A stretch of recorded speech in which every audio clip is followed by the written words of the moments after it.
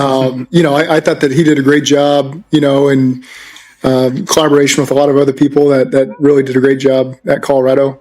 And so then for him to come in the league and as a rookie have success, I think is really impressive. He saluted Shedeur's talent. He couldn't even really go off on the NFL how he wanted to. He know that was some trash, him falling down to the 5th round, man. Zac Taylor, man, you all right with me, man? With the calendar year coming to a close, what's your New Year's resolution? To beat Cleveland. Bengals head coach Zac Taylor didn't mince words, and his comments indirectly put Kevin Stefanski under the spotlight for how Shedeur Sanders' situation was handled. When you really listen to what Taylor said, it's obvious his comments come from respect, not rivalry. He sees Shedeur as a rare talent, someone who stepped into the league and made an immediate impression, even as a rookie. That kind of impact isn't normal, and Taylor clearly recognizes it. He understands how difficult the NFL transition can be and how impressive it is when a young quarterback doesn't just survive, but contributes right away. That alone tells you Taylor believes Shedeur's ability is real and earned. Taylor also made it clear, without spelling it out, that Shedeur falling to the 5th round was a mistake. Calling it trash speaks volumes. It signals that Shedeur was undervalued and mishandled, particularly by Cleveland. That's where the contrast becomes sharp. On one side, you have a rival coach openly acknowledging Shedeur's worth. On the other, you have Stefanski, whose responsibility was to develop and protect that talent. Instead, it feels like Shedeur was never fully trusted or empowered. Rather than building an offense around his strengths, Stefanski's approach limited his opportunities. When a coach fails to give a quarterback the confidence, reps, and system he deserves, it doesn't just slow development. It actively holds the player back. And in Shedeur's case, that hesitation may have delayed what could have been a rapid rise. When you guys have looked at Shedeur Sanders, what stood out to you as something that, impressed you about him and from what you've seen on film getting ready from this Sunday? I think he elevated a program. He certainly helped bring a lot of eyes to Colorado because they did some great things when he was there. And, I'm never going to call myself a Colorado fan. And I was watching their games, as a Nebraska guy. So, I thought that he did a great job, in collaboration with a lot of other people that really did a great job at Colorado. And so then for him to come in the league and as a rookie have success, I think is really impressive. And so again, we've got a tough task in front of us, and he's done a really good job, and he's got confidence. He's obviously got a lot of reps under his belt now, and he's made a lot of plays for these guys. Zac Taylor's words make one thing very clear. He deeply respects what Shedeur has already accomplished. Taylor emphasized that Shedeur didn't just play well at Colorado. He transformed the program. That means leadership, influence, and accountability, not just talent. Turning a struggling program into a nationally relevant team takes more than arm strength. It takes confidence and command. Taylor pointing that out shows he understands Shedeur's value beyond stats. What makes this even more telling is how quickly Shedeur adjusted to the NFL. According to Taylor's remarks, Shedeur didn't need a long runway. He stepped in ready, making plays and competing immediately. That says everything about his preparation and mindset. In contrast, Cleveland's handling of him feels disappointing. If Shedeur is already this composed and capable, why hasn't the Browns system allowed him to flourish? That responsibility falls on the head coach. Stefanski's job is to maximize talent, especially young quarterbacks with star potential. Yet the Browns never seem to create a structure that showcased what Shedeur does best. The fact that Shedeur still shows flashes despite this only reinforces the point. The issue isn't the player. It's the leadership around him.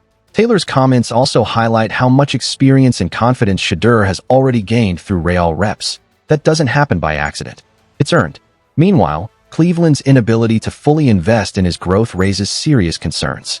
When a coach fails to elevate a player like this, it impacts not just the quarterback, but the future of the entire franchise. Hey, salute Zac Taylor. You good in my book. You kept it real. He definitely changed Colorado around. They won one goddamn game before he got there, and then all of a sudden they went 4, then they went 8. They in bowl games. They're relevant. They're the most watched team in the country. Yeah, Travis Hunter, Heisman, like Jimmy Horn, he got all of his receivers to the NFL. Jimmy Horn, NFL. Will Shepard, NFL. LeJontay Wester, NFL. Oh boy with the dreads that got picked up by the Arizona Cardinals, that he was there the first year when Xavier Weaver, NFL. Shedeur Sanders got all of his receivers to the NFL. What are we talking about here? Salute to Zac Taylor for keeping it real. Taylor also perfectly captured just how massive Shedeur's impact was at Colorado. Before his arrival, The program was struggling badly. Wins were rare. National attention was non-existent.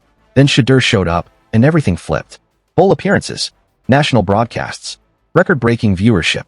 That kind of turnaround doesn't happen without a leader who raises the level of everyone around him. Shedeur didn't just play well. He elevated the entire organization. He also helped develop receivers who are now playing in the NFL, proving he understands timing, chemistry, and trust. That's quarterback leadership at its core, which makes Cleveland's situation even more frustrating. Here is a player who has already proven he can lift a program, yet in the NFL, he's been restrained. Stefanski's approach hasn't reflected trust or belief. Instead of unleashing Shedeur and letting him grow naturally, the Browns limited him, hesitated, and failed to commit. That's a critical mistake. When you have a quarterback who has already demonstrated he can change a team's trajectory, you don't suppress that. You build around it. Cleveland didn't. And as a result, they risk wasting what could be a franchise-altering talent. Teams like Cincinnati see Shedeur's value clearly. The Browns, meanwhile, appear stuck, unsure, and unwilling to fully embrace what they have. That hesitation could cost them dearly. There's only so much you're kind of looking at guys, in day 3. Was there any surprise in that room when a guy like Shedeur fell as far as he did, especially to a division rival, knowing that you're probably going to face him at some point? I mean, I don't really have a great response to that. How do you view Bears and Patriots he knows. entering 2026, now 10, 15 starts into their individual careers?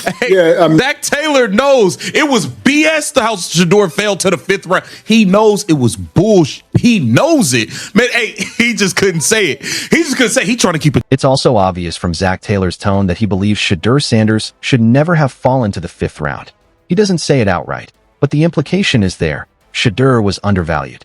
When a player with that level of talent slips that far, especially to a division rival, it exposes flaws in evaluation and leadership. Taylor's careful wording reflects the reality of NFL politics, but the message is clear. Cleveland missed something big. What makes it worse is how the Browns handled Shedeur after the draft. If they believed in him, why wasn't he protected, developed, and prioritized? Instead, he dealt with inconsistent roles, limited reps, and unnecessary controversy. Rather than building confidence, the environment created uncertainty. That's not how you nurture a quarterback with this kind of upside. Stefanski and the Browns had a rare opportunity. Instead, they hesitated. They undervalued him in the draft and then failed to fully commit to his development. That's a double failure. Taylor's comments quietly exposed that reality.